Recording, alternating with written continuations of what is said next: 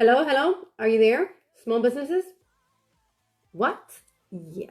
No, I'm not going crazy. But seriously, I got to do something to catch your attention because the biggest mistake a lot of small businesses do, and I haven't seen them doing it much yet, but I can foresee this might happen in the first quarter of 2023. So I want to make sure you all understand this.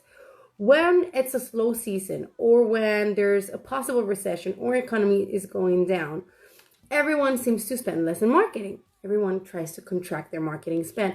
When actually, what we study is that those are the moments where you should be doubling up on your marketing spend, and not just your marketing spend, but your marketing efforts, okay? Because there's a lot that the company can do them itself.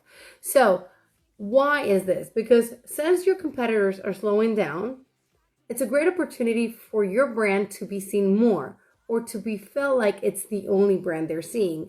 So it's not necessarily going to give you sales immediately. It should help you push your sales at a moment where you're down, but it's also going to help you stay top of mind for when things start to pick up. They're already going to have you in mind. So when they need to consume your services and products, guess what they're going to think of first? You. You got to do it now.